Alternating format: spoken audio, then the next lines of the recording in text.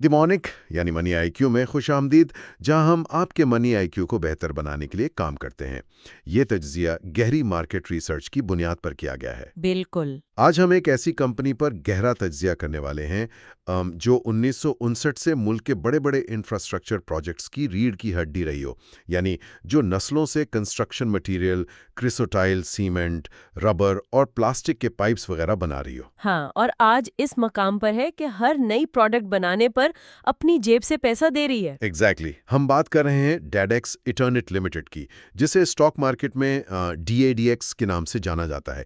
इसका अरूज तो सबने देखा, लेकिन इनका जवाल एक ऐसी केस स्टडी है जो हर बिजनेस ओनर और इन्वेस्टर को डरने पर मजबूर कर देगी। सही कहा आपने। आज के इस गहरे तजिए में हम सिर्फ साल दर साल के नंबर्स नहीं पढ़ेंगे, बल्कि इस कहानी को खोल कर देखेंगे कि एक्सटर्नल शॉक्स और इंटरनल डिसीजंस ने मिलकर कैसे इस कदीम कंपनी को गोइंग कंसर्न यानी आगे चलने के काबिल होने या ना होने के संगीन सवाल तक पहुंचा दिया है। इस कहानी की सबसे हैरानकुन बात यह है कि जवाल अचानक नहीं आता। ये एक सीरीज ऑफ इवेंट्स होती हैं। जब किसी ऐसी लेगेसी कंपनी की बात की जाए जो 1950 की दहाई से मार्केट पर राज कर रही हो, तो उसके बुनियादी ढांचे और मार्केट की तब्दीलियों को समझना जरूरी हो जाता है। वाकई डेडेक्स सिर्फ एक पाइप बनाने वाली कंपनी नहीं रही, ये पाकिस्तान की डेवलपमेंट हिस्ट्री का एक हिस्सा रही है। लेकिन जब फाउंडेशन में दरारें आती हैं तो सबसे बड़ी बिल्डिंग भी खतरे में पड़ जाती है। तो इस फाउंडेशन का जायजा वहीं से शुरू करते हैं जहां से इस बिजनेस की ताकत मुंसलिक है। अगर ओनरशिप स्ट्रक्चर को देखा जाए तो डैक्स के तकरीबन 1.07 करोड़ यानी 10.764 मिलियन शेयर्स हैं। हाँ, इतने ही हैं। इनमें से तकरीबन 63% यानी 2/3 के करीब हिस्सा सिकंदर प्राइवेट लिमिटेड के पास है, जो इनकी एक एसोसिएटेड कंपनी है। सही। आम आवाम के पास सिर्फ 21% शेयर्स हैं और डायरेक्टर्स या उनकी फैमिली के पास तकरीबन 15%। इस कॉन्सेंट्रेशन का मतलब यह है कि कंट्रोल पूरी तरह एक ही ग्रुप की मुट्ठी में है, जो कि एक डबल एज सॉर्ड है। बिल्कुल। ऐसा स्ट्रक्चर फैसले तो तेजी से करवा सकता है, लेकिन मसला वहां शुरू होता है जब वो फैसले मार्केट की हकीकत से टकराते हैं। यही सबसे अहम पॉइंट है। जब मिल्कियत इतनी कॉन्सेंट्रेटेड हो तो बाहर से आने वाली तनकीद या नई सोच की गुंजाइश काफी कम रह जाती है।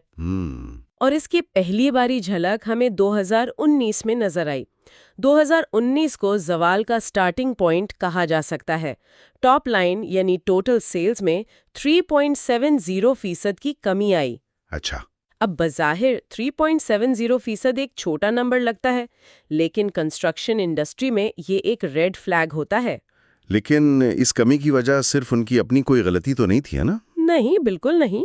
2019 में सुप्रीम कोर्ट की तरफ से बहारिया टाउन और दीगर हाई राइज बिल्डिंग्स की कंस्ट्रक्शन पर पाबंदी लग गई थी।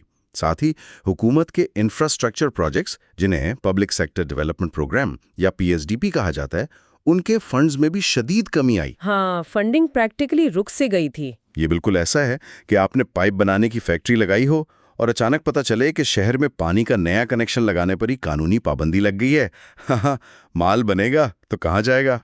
हाँ, बिल्कुल सही मिसाल दी आपने। इस मिसाल में एक और चीज़ का इजाफा करना ज़रूरी है। फैक्ट्री चाहे बंद भी हो जाए, उस फैक्ट्री का किराया, मशीन्स की मेंटेनेंस और रेगुलर स्टाफ की तनख्वाहें तो फिर भी अदा करनी पड़ती है ना। वो तो फिक्स्ड एक्सपेंसेस हैं। एग्जैक्टली।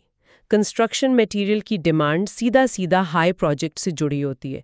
जब हाई राइज बिल्डिंग्स बनना बंद हो जाएं, तो फाउंडेशन से लेकर फिनिशिंग तक का हर मटेरियल मुतासिर होता है। जाहिर है। सिर्फ वॉल्यूम ही नहीं गिरा, बल्कि उस वक्त एनर्जी और पेट्रोलियम प्रोडक्ट्स की कीमतें बढ़ रही थीं और पाक रुपए की कदर गिर रही थी। नतीजा ये निकला कि ग्रॉस प्रॉफिट मार्जिन 15.70% से गिरकर 11.42% पर आ गया। और यहाँ से मैनेजमेंट का पहला पैनिक रिएक्शन सामने आता है। हाँ, 2019 में DADX ने फौरन अपनी वर्कफोर्स को 349 एम्प्लॉइज से काटकर 215 कर दिया। एक ही झटके में इतने लोगों को फारिग कर दिया गया, जो कि काफी ड्रास्टिक स्टेप था। बहुत ड्रास्टिक। लेकिन इस एक्सट्रीम कॉस्ट कटिंग के बावजूद कंपनी को 16.82 मिलियन रुपए का ऑपरेटिंग लॉस बर्दाश्त करना पड़ा। जरा सोचिए, जो कंपनी पिछले साल 180 मिलियन रुपए के मुनाफे में थी, वो सीधा नुकसान में चली गई। वाकई। और फिर इंटरेस्ट रेट्स बढ़ने से फाइनेंस कॉस्ट ने ऐसी चोट लगाई कि नेट लॉस 195.53 मिलियन रुपए तक पहुंच गया। ये पैनिक रिएक्शन अक्सर लेगेसी कंपनीज में देखा जाता है।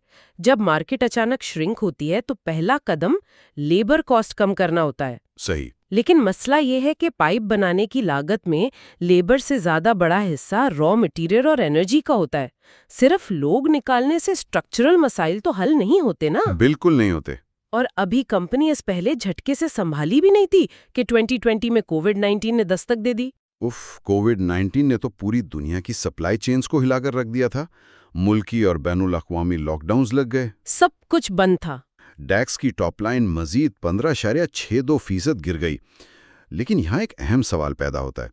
कोविड के दौरान तो हर कंपनी मुतासिर हुई थी।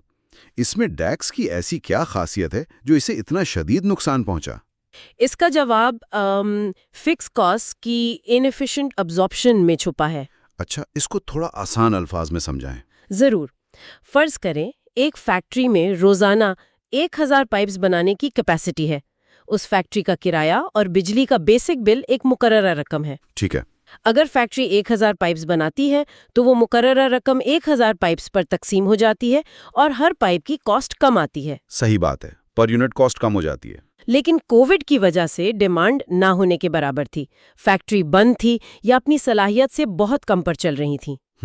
जब आप सिर्फ 100 पाइप्स बनाएंगे तो वही भारी मुकर्ररा खर्चा उन 100 पाइप्स पर आएगा, जिससे ग्रॉस प्रॉफिट मार्जिन पूरी तरह तबाह हो जाता है। 2020 में इनका ग्रॉस प्रॉफिट मार्जिन मजीद गिरकर सिर्फ 9.90% रह गया था। ओह, तो मार्जिन श्रिंक हो गया और इस तबाही से निपटने के लिए उन्होंने मजीद लोग निकाल दिए। तादाद 204 रह गई। हाँ, उनका गो टू सोल्यूशन यही था। हालांकि स्टेट बैंक ऑफ पाकिस्तान ने उस वक्त रोजगार बचाने के लिए एक रीफाइनेंस स्कीम मुतारिफ करवाई थी। बिल्कुल, एसबीपी की वो स्कीम काफी कंपनियों ने यूज की, जिसका सहारा लेकर डैडेक्स ने सैलरीज अदा की। लेकिन इस आसान कर्जे के बावजूद नेट लॉस 84.98% बढ़कर 361.52 मिलियन रुपए का हो गया। बाप रे। अब यहाँ तक तो कहानी एक मैक्रो इकोनॉमिक ट्रेजेडी लगती है, जहाँ हालात उनके कंट्रोल से बाहर थे। लेकिन 2021 का डेटा देखकर दिमाग घूम जाता है। वाकई 2021 की स्टोरी तो अलग ही है। ये साल सेल्फ इन्फ्लिक्टेड वुंड्स यानी अपने ही पांव पर कुल्हाड़ी मारने का साल था। 2021 वाकई एक फेक रिकवरी या इल्यूजन का साल था। कोविड के बाद लॉकडाउन्स खुले, मार्केट में थोड़ी सी हरकत पैदा हुई और नेट सेल्स में 2.97% का इजाफा हुआ। अच्छा, थोड़ी बेहतरी आई थी। लेकिन मैनेजमेंट ने इसी दौरान एक ऐसी एक्सट्रीम कॉस्ट कटिंग ड्राइव शुरू की जिसने फवायद को उल्टा नुकसान में बदल दिया। कैसे? उन्होंने मजीद खर्चे कम करने के लिए कुछ यूनिट्स बेचने का फैसला किया और मजीद एम्प्लॉइज को फारिग कर दिया। वर्कफोर्स घटकर सिर्फ 176 रह गई। लेकिन एक सेकंड, जब कंपनी मुसलसल 2 साल से करोड़ों के नुकसान में थी और कैश फ्लो रुका हुआ था, तो उनके पास कॉस्ट कट करने के अलावा चारा क्या था? उन्हें सरवाइव करने के लिए ऑपरेशंस तो श्रिंक करने ही थे ना? देखें, कॉस्ट कटिंग 2 तरह की होती है। एक होती है फैट ट्रिमिंग, यानी इजाफी खर्चे खत्म करना। सही। दूसरी होती है बोन कटिंग, यानी अपने बुनियादी ढांचे को ही काट देना। जब एक मैन्युफैक्चरिंग कंपनी अपने यूनिट्स बेचती है और इतने बड़े पैमाने पर अचानक लेबर निकालती है बगैर किसी प्रॉपर ट्रांजिशन प्लान के, तो प्रोडक्शन साइकिल टूट जाता है। तो इसका रिएक्शन क्या आया? नतीजा ये निकला कि एम्प्लॉइज ने स्ट्राइक कर दी और पूरी फैक्ट्री ही बंद कर दी। जिन हालात में उन्हें मार्केट की डिमांड पूरी करके पैसा बनाना चाहिए था, वहां उनकी अपनी फैक्ट्री की मशीन्स बंद पड़ी थीं। जो मोमेंटम उन्होंने पहले 3 क्वार्टर्स में हासिल किया था, वो चौथे क्वार्टर की इस स्ट्राइक की नजर हो गया। ये तो अजीब मंतिक है। यानी वजन कम करने के शौक में किसी ने खाना ही बिल्कुल छोड़ दिया हो और वीकनेस से हॉस्पिटल पहुंच जाए। हाँ, बिल्कुल वैसा ही हुआ। लेकिन 2021 के नंबर्स में एक अजीब सा जादू भी नजर आता है। इस सब तबाही, स्ट्राइक और लो प्रोडक्शन के बावजूद 2021 की फाइनेंशियल स्टेटमेंट में 152.01 मिलियन रुपीस का ऑपरेटिंग प्रॉफिट दिखाया गया है। हाँ, वही तो। जब फैक्ट्री बंद थी, लोग हड़ताल पर थे, तो ये पैसा कहाँ से आया? ये पैसा पाइप्स बेचकर नहीं आया था। ये सिर्फ पेपर प्रॉफिट था, यानी अकाउंट्स की किताबों का जादू। अच्छा, पेपर प्रॉफिट, वो कैसे? इसे समझने के लिए दो टर्म्स को देखना होगा, GIDC और ECL, gas infrastructure development cess यानी GIDC। एक टैक्स था जो हुकूमत ने लगाया था और इस पर सालों से मुकदमे चल रहे थे। सही। कंपनीज इस टैक्स को अदा करने के डर से अपने अकाउंट्स में पैसा साइड पर रख लेती थी। जब इस मुकदमे या सेटलमेंट का कोई नतीजा आया तो जो पैसा इन्होंने नुकसान या खर्चे के तौर पर बुक किया हुआ था उसे रिवर्स करके वापस इनकम में शामिल कर लिया। तो आसान अल्फाज में इन्होंने एक्चुअल बिजनेस से 1 रुपया नहीं कमाया। बिल्कुल नहीं कमाया। बस पिछले सालों का रखा हुआ वो पैसा जो टैक्स या एक्सपेक्टेड क्रेडिट लॉसेस यानी ECL, मतलब वो कर्जे जो डूबने का डर था उनके लिए साइड पर किया गया था, उसको वापस प्रॉफिट कॉलम में लिख दिया ताकि बैलेंस शीट अच्छी लगे। सही पकड़ा आपने। इस अकाउंटिंग एडजस्टमेंट की वजह से उनकी अदर इनकम 161.90% बढ़ गई। वाह। लेकिन हकीकत फाइनेंशियल कॉस्ट्स ने बेनकाब कर दी। जब लोन्स और इंटरेस्ट की अदायगी हुई तो वो पेपर प्रॉफिट हवा में उड़ गया और नेट लॉस फिर भी 39.01 मिलियन रुपए ही रहा। यानी फेक रिकवरी थी। बिल्कुल। इस फेक रिकवरी ने मैनेजमेंट को खुशी मनाने का कोई मौका नहीं दिया, क्योंकि असल आजमाइश तो 2022 में इंतजार कर रही थी। 2022 का डेटा देखकर तो लगता है कि कंपनी के पास वाकई रास्ते खत्म हो रहे थे। सेल्स वॉल्यूम अचानक 30.60% नीचे आ गिरा, जो कि एक मैसिव ड्रॉप है। ये वो वक्त था जब मुल्क में सियासी अदम इस्तेहकाम था, इकोनॉमी हिल चुकी थी और पब्लिक सेक्टर के डेवलपमेंट प्रोजेक्ट्स के लिए फंड्स बिल्कुल ही नापेद थे। और प्राइवेट सेक्टर भी ऐसी सिचुएशन में कोई मेजर इन्वेस्टमेंट नहीं कर रहा था। सही कहा। और तब डायरेक्स ने एक इंतहाई डेस्परेट मूव लिया। बैंक लोन्स चुकाने के लिए उन्हें अपनी लाहौर और कराची की जमीन और प्रॉपर्टीज फोर्स्ड सेल्स वैल्यू यानी FSV पर बेचनी पड़ी। फोर्स्ड सेल्स वैल्यू का लफ्ज सुनकर किसी भी फाइनेंशियल एनालिस्ट के रोंगटे खड़े हो जाते हैं। वाकई, इसकी क्या वजह है? देखें, आमतौर पर प्रॉपर्टी मार्केट में बेची जाती है फेयर मार्केट वैल्यू पर, जहां बायर और सेलर के पास वक्त होता है और वो आराम से नेगोशिएशन करते हैं। सही।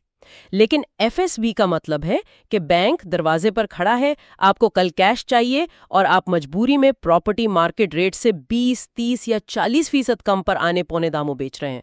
ये तो वही बात हुई कि अपने घर की छत बेचकर पिछले महीने का बिजली का बिल भर दिया जाए। बिल तो अदा हो गया, लेकिन आगे बारिश से कौन बचाएगा? हाँ, बिल्कुल सही। एसेट्स बेचने से बैंक का कर्ज तो थोड़ा कम हुआ होगा, लेकिन कंपनी की लॉन्ग टर्म वैल्यू तबाह हो गई। और इस तमसील के मुताबिक बारिश से बचाने वाला वाकई कोई नहीं था। इन प्रॉपर्टीज को बेचने पर उन्हें भारी नुकसान उठाना पड़ा, जो अदर एक्सपेंसेस में रिपोर्ट किया गया।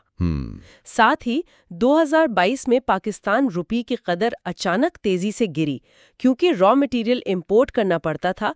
इस डिप्रिसिएशन से मैसिव एक्सचेंज लॉस हुआ। तो टोटल नुकसान कितना रहा? नतीजा ये निकला कि नेट लॉस में मजीद 266% का इजाफा हुआ और फिगर 142.94 मिलियन रुपए तक पहुंच गई। बाप रे। और इसके बाद आता है 2023, जिसे द परफेक्ट स्टॉर्म कहना चाहिए। जमीन और बिल्डिंग्स बेचने के बाद मुकाबला अब इंटरनल नहीं बल्कि पूरी मईशत के तूफान से था। कंपनी ने अपनी हिस्ट्री का सबसे बड़ा नेट लॉस रिकॉर्ड किया, 420.029 मिलियन रुपए। एक साल में करीब आधा बिलियन रुपए का नुकसान, जो कि एक अनइमेजिनेबल फिगर है इनके लिए। इस तबाही की वजूहात में सियासी अदम इस्तेहकाम और PSDP फंड्स की बंदिश तो थी ही, लेकिन मुल्क के जनूबी हिस्से में आने वाले तबाहकुन सैलाब ने बाकी कसर निकाल दी। सैलाब ने न सिर्फ सप्लाई चेन्स को तोड़ा, बल्कि कंस्ट्रक्शन एक्टिविटी को मुकम्मल ठप कर दिया। यहाँ एक वक्त में 3 अलग-अलग मसाइल अटैक कर रहे थे। एक तरफ सैलाब और मुआशी तंगी की वजह से डिमांड नहीं थी। सही। दूसरी तरफ इंटरनेशनल मार्केट में रॉ मटेरियल की कीमतें आसमान छू रही थीं। और तीसरी तरफ लोकल लेवल पे एनर्जी टैरिफ्स यानी बिजली और गैस के बिल्स में बेतहाशा इजाफा हो रहा था। Triple attack. बिल्कुल। इस ट्रिपल अटैक ने ग्रॉस प्रॉफिट मार्जिन को गिराकर सिर्फ 9.25% पर ला खड़ा किया। साथ ही इंटरेस्ट रेट्स अपने उरूज पर थे, जिससे फाइनेंस कॉस्ट 24.71% बढ़ गई। कंपनी वाकई जिंदा रहने की जंग लड़ रही थी। और इस जंग का अगला मरहला 2024 था, जहां पूरे मुल्क का कंस्ट्रक्शन सेक्टर 5.2% श्रिंक हो गया। कंस्ट्रक्शन एक ऐसी इंडस्ट्री है जिसे मुल्क की मईशत का इंजन समझा जाता है। हाँ, और जब इंजन ही स्लो हो जाए तो मसला होता है। जब वही 5.2% श्रिंक हो रहा हो तो एक स्ट्रगलिंग कंपनी का बचना नामुमकिन सा लगता है।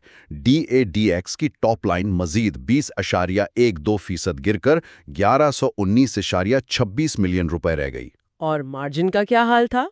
ग्रॉस प्रॉफिट मार्जिन मजाक बनकर रह गया, सिर्फ 5.1%। और इस मकाम पर आकर इन्हें वो फैसला करना पड़ा जो इनके जवाल की सबसे बड़ी अलामत बन गया।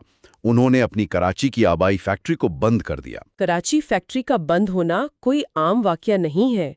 ये कंपनी का वो हब था जहां से सारी कहानी शुरू हुई थी। बिल्कुल। मैनेजमेंट का लॉजिक ये था कि अब मार्केट इतनी छोटी हो चुकी है कि 3 फैक्ट्रीज चलाना मुकामे नुकसान है।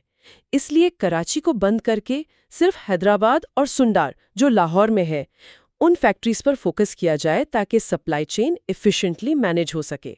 लेकिन इस बंदिश से उनकी मार्केट प्रेजेंस को एक बहुत बड़ा साइकोलॉजिकल धचका लगा होगा। बहुत बड़ा धचका लगा। अगर इस पूरे सफर का एक फ्रेम बनाया जाए तो 2018 में इनके पास थी 49 एम्प्लॉइज और 3 फैक्ट्रीज थी। 2024 में सिर्फ 134 एम्प्लॉइज और 2 फैक्ट्रीज रह गईं। ये नंबर्स अपने आप में कहानी सुना रहे हैं। ये एक मैसिव लेगेसी ब्रांड का वक्त के साथ आहिस्ता आहिस्ता पिघलने और गायब होने वाला मंजर है।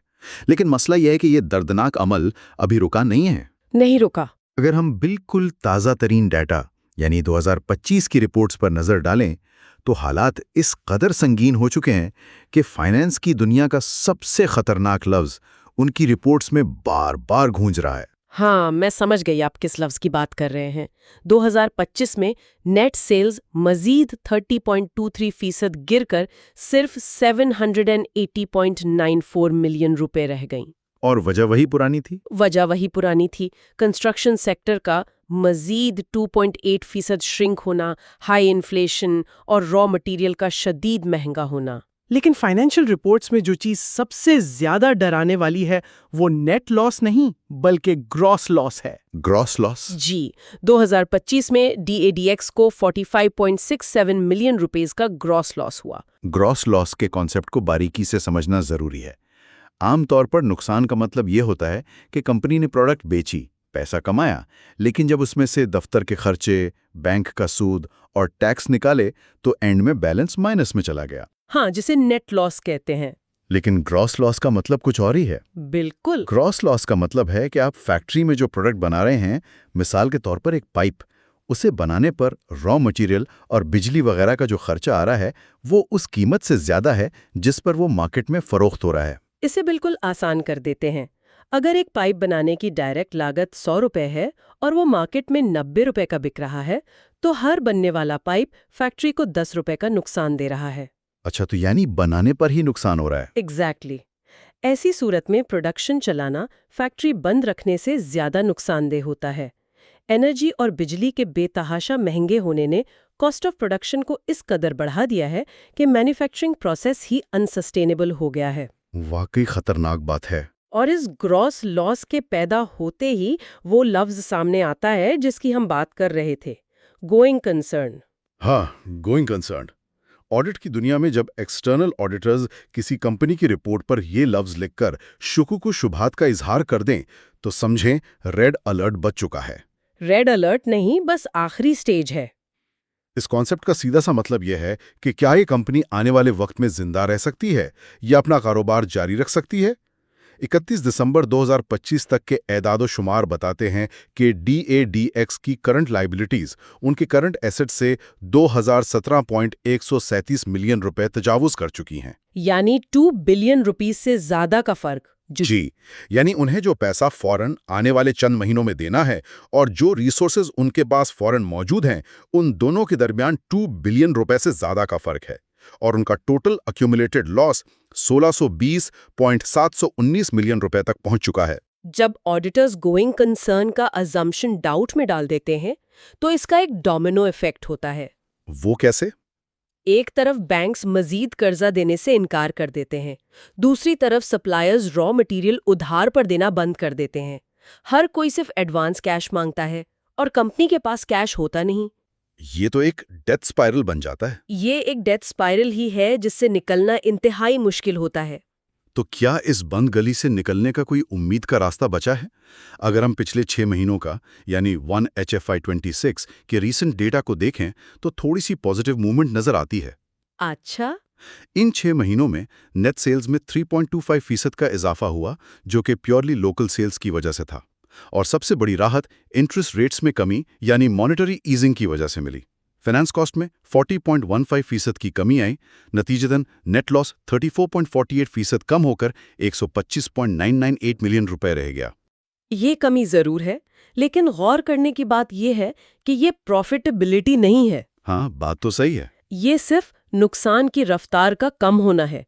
इन 6 महीनों में एक्सपोर्ट्स बिल्कुल जीरो रहीं और जिस ग्रॉस लॉस की हमने बात की थी वो इन रीसेंट 6 महीनों में भी मौजूद है, जो कि 35.693 मिलियन रुपए का रहा। रॉ मटेरियल और एनर्जी चार्जेस अभी भी उनका खून चूस रहे हैं। लेकिन कंपनी के डॉक्यूमेंट्स बताते हैं कि वो सिर्फ हाथ पर हाथ रखकर नहीं बैठे। वो इस डूबती हुई कश्ती को बचाने के लिए कुछ आखिरी कोशिशें कर रहे हैं। मसलन क्या कोशिशें?